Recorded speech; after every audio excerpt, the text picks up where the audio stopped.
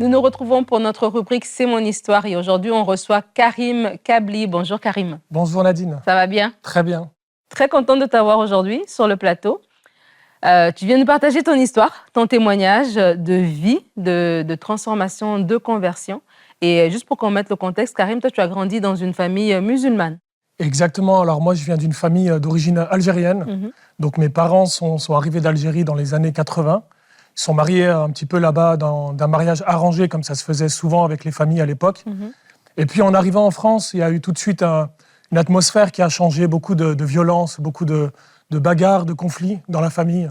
Et on a grandi un petit peu dans ce climat de violence.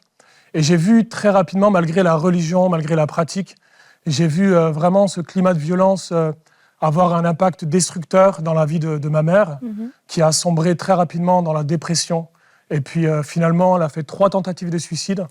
Et puis finalement, être internée à l'hôpital psychiatrique. J'ai vu ma mère être complètement détruite, sombrer dans la folie.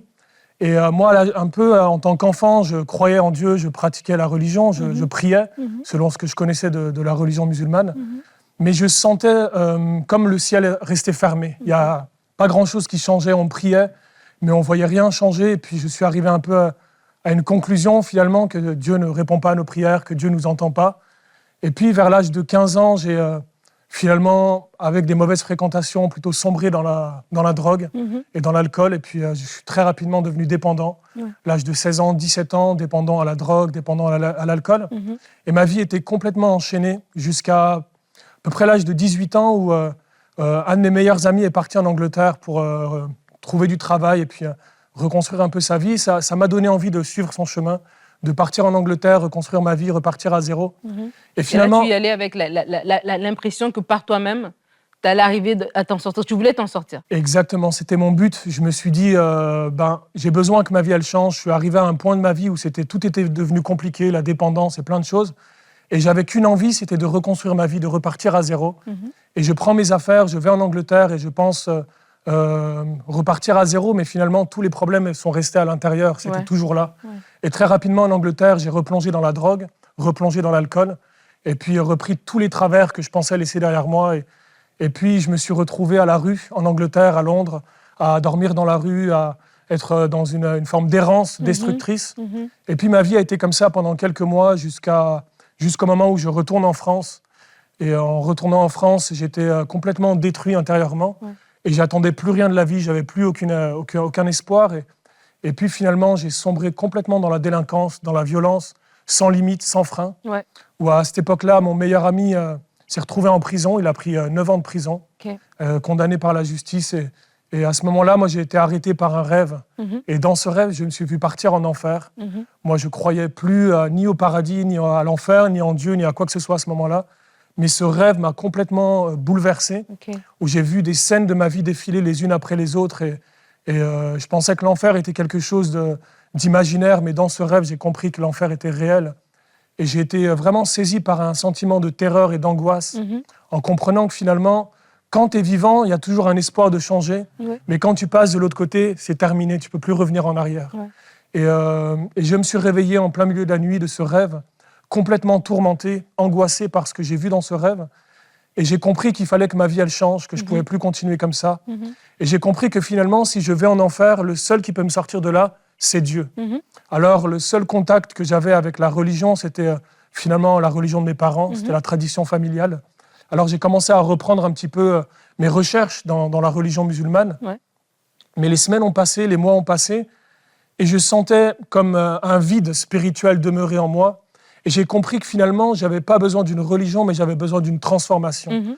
Et que ce que j'avais besoin de vivre, c'était vraiment une délivrance intérieure, pas seulement des pratiques ou des règles à respecter, mais vraiment une transformation intérieure. Et j'ai compris que finalement, la religion, elle te donne un cadre et des règles, mais elle ne transforme pas vraiment ton état spirituel intérieur. Et puis, les semaines ont passé, les mois ont passé, et ma grande sœur s'est mariée avec un chrétien. Elle a rencontré un chrétien, ils se sont mariés. Et puis, chez ma sœur, pour l'anniversaire de mon neveu, j'ai rencontré un frère de leur église qui, pour la première fois, m'a parlé de l'évangile, m'a parlé de Jésus. Et puis, on a beaucoup échangé. Moi, je confrontais un petit peu en comparaison par rapport à l'islam que je connaissais. Et cet homme n'est pas rentré dans des discussions, mais m'a juste partagé comment Jésus a transformé sa vie. Et ça a suscité vraiment de l'espoir en moi. Je me suis dit, si Dieu est capable de transformer la vie de quelqu'un comme ça, moi aussi j'ai besoin que ma vie elle change de cette façon. Et on a beaucoup échangé, il m'a offert une Bible que j'ai laissée chez moi pendant quelques temps, sans pensant ne jamais l'ouvrir. Et puis les jours ont passé, les semaines ont passé comme ça, et d'échec en échec, de dépendance en dépendance. Un jour, je suis arrivé un peu au bout de mes capacités, j'ai crié à Dieu. J'étais sur la route qui me ramenait chez moi, j'ai fait une prière simple, j'ai dit... Dieu, si tu existes, moi j'ai besoin que ma vie elle change.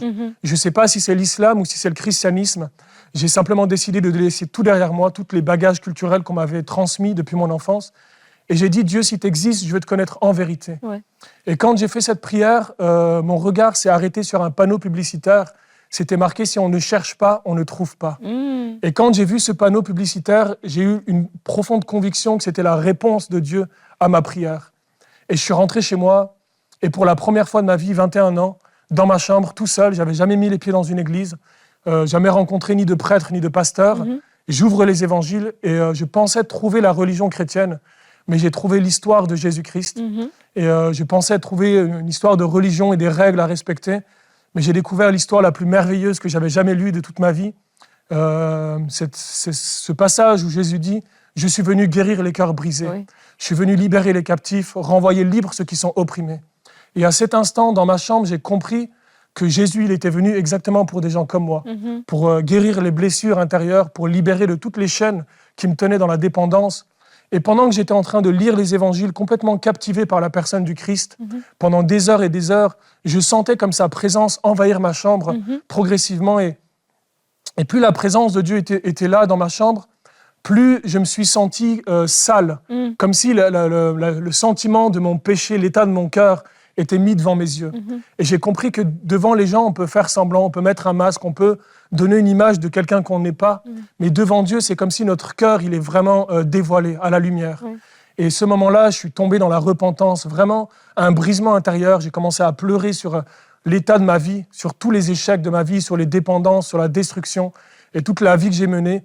Et alors que j'étais en train de pleurer dans la présence de Dieu, j'ai senti son amour me couvrir. Et j'ai compris que malgré ma saleté, malgré mon péché, j'avais un Père dans le ciel qui m'aimait tel que j'étais et qui était venu pour me sauver, pour me libérer. Et ce jour-là, j'ai senti comme une profonde transformation dans mon cœur. Et j'ai senti une paix commencer à m'envahir que j'avais jamais ressentie auparavant. Et j'ai compris que ce jour-là, je venais de naître de nouveau, tout seul dans ma chambre. Et j'ai vécu vraiment cette présence de Dieu qui s'est gravée dans mon cœur, qui s'est imprimée en moi et qui m'a fait comprendre que depuis ce jour-là, ma vie ne serait plus jamais la même. Quelque chose avait commencé. C'était en octobre 2007. Et depuis ce moment-là, ma vie a commencé à changer radicalement. Et puis un jour, je décide d'aller à l'église pour faire une surprise à ma sœur et aux frères qui m'avaient partagé l'évangile. Et puis j'arrive dans cette église et j'étais un peu méfiant de ce que j'allais découvrir. Je ne connaissais pas du tout les églises protestantes, évangéliques. J'étais un petit peu avec du recul. Et je regarde un petit peu les gens de loin avec un petit peu de jugement. Et je vois tous ces gens commencer à chanter, commencer à prier. Au départ, je pensais que tous les chrétiens étaient que des gens parfaits, qui avaient une belle vie, qui étaient des gens qui avaient tout réussi. Et moi, j'étais un gars qui était complètement brisé par la vie. Et quand j'arrive dans ce lieu, je vois les gens chanter et je comprends que finalement, ils sont tous des gens comme moi. Tous des gens brisés par la vie, qui avaient été reconstruits par la grâce et l'amour de Dieu et qui avaient tous vécu un peu les mêmes expériences que moi. Et dans cette église, j'ai senti la même présence de Jésus que j'avais senti dans ma chambre. Et j'ai compris que Dieu était présent aussi dans cette église. Et cette église est devenue ma famille. C'est le lieu où j'étais vraiment intérieurement guéri, reconstruit, restauré. Et pendant 1 an et demi, j'allais à l'église fidèlement, mais toujours dépendant, toujours enchaîné par la drogue, par l'alcool, par toutes sortes de liens. Et j'étais vraiment désespéré de cet état de dépendance. Et puis un jour, j'ai crié à Dieu, j'ai décidé de faire un jeûne. J'ai pris 5 jours de jeûne et j'ai commencé à crier à Dieu pour la délivrance. Et je disais, Seigneur, je sais que tu es le chemin, la vérité et la vie, je veux te suivre. Mais tu vois combien je suis lié, combien je suis dépendant. Et puis, un dimanche, le pasteur fait une annonce sur une conférence qui avait lieu en Suisse. Et quand je vais dans cette conférence, j'ai une conviction dans mon cœur que Dieu allait accomplir un miracle dans ma vie ce jour-là. Alors, quand j'arrive dans cette conférence, avant de rentrer dans ce lieu, je prends le paquet de cigarettes que j'avais dans ma poche et je le jette à la poubelle en disant à Dieu, aujourd'hui, il faut que tu fasses un miracle. Et je rentre dans cette église et je sens la présence de Dieu tellement forte dans cette église comme rarement j'ai senti. Et tous les chants, c'est comme si il produisait quelque chose de très, très fort à l'intérieur. Et ce jour-là, au moment de l'appel, je m'avance, c'était une réunion de jeunesse, et je m'avance devant, et alors qu'on prie, il prie pour les jeunes, et quand on prie pour moi, je sens un feu descendre sur moi, comme m'embraser de la tête aux pieds, je sens un feu intérieur et à l'extérieur, et je sens à l'intérieur des chaînes se briser, des choses qui étaient vraiment enchaînées à l'intérieur, et comme des chaînes se brisaient complètement, et j'ai vécu une délivrance et une libération radicale à ce moment-là. J'ai été délivré de l'alcool, délivré de la drogue, délivré de toutes mes dépendances à ce moment-là. Et ma vie a été complètement transformée. Depuis ce jour-là, ma vie n'a plus jamais été la même. Tu as reçu le baptême du Saint-Esprit cette journée-là. Exactement, j'ai été baptisé du Saint-Esprit. Et Dieu t'a amené à un autre niveau. Et on le disait même avant l'émission, c'est que la vie chrétienne sans le Saint-Esprit, c'est pas possible. Et toi, ça a été ça qui a scellé un petit peu toute cette démarche par rapport à la nouvelle vie que tu vivais, la transformation que tu vivais. Et Dieu est tellement bon parce que Dieu t'a transformé toi, mais il s'est aussi occupé de ta maison, de tes frères, de ta famille. Exactement. C'est vrai que pendant toutes ces années de conversion, je me battais pour me libérer de mes liens par moi-même. Et j'ai compris que finalement, tout ce que j'avais besoin, c'était vraiment la puissance du Saint-Esprit. Et que la vie chrétienne, finalement, dépend de la puissance du Saint-Esprit. Et quand je suis rentré chez moi après ce miracle de délivrance et de baptême du Saint-Esprit, ma mère qui m'a connu dans la dépendance, dans la dépression, dans la violence, dans la délinquance, lorsqu'elle m'a vu arriver, elle m'a regardé de la tête aux pieds et elle m'a dit « Mais Karim, qu'est-ce qui s'est passé? T'es plus le même. Il y a quelque chose qui a changé. » Et je lui ai dit « Maman, c'est l'amour de Dieu qui m'a transformé. C'est la puissance de Jésus qui m'a libéré. » Et quand elle a entendu ça, elle était un peu sceptique. Elle s'est dit « Mais nous, on est musulmans, ça, c'est pas pour nous. » Et puis, je lui ai partagé ce que j'avais vécu. Et quelques temps après, toute seule dans sa chambre, elle s'est mise à genoux. Elle a fait une prière. Ma mère était dans la dépression depuis plusieurs années, presque une dizaine d'années. Elle prenait énormément de médicaments. Et elle a fait une prière. Elle a dit Dieu, Seigneur Jésus, si c'est toi qui as libéré mon fils, si tu me libères, moi aussi je croirai en toi. Et ma mère a vécu un miracle vraiment dans la présence de Dieu où elle a été libérée de la dépression, libérée de tout ce qui la tenait. C'est une histoire un peu longue à raconter, mais peut-être qu'un jour elle aura l'occasion de venir le raconter ici. Mais en tout cas, elle a été totalement transformée, sa vie a été radicalement changée. Aujourd'hui, elle partage sa foi avec les femmes qui l'entourent. Et Dieu a fait des miracles aussi dans ma famille. Mon frère s'est converti, mes sœurs se sont converties. Et Dieu est vraiment un Dieu fidèle. On a vu vraiment comment Dieu est capable de répondre à la prière et de manifester sa grâce quand on le cherche. Amen. Un tellement beau témoignage, Karim. Je te remercie énormément d'être venu le partager. Merci beaucoup. Merci pour l'invitation.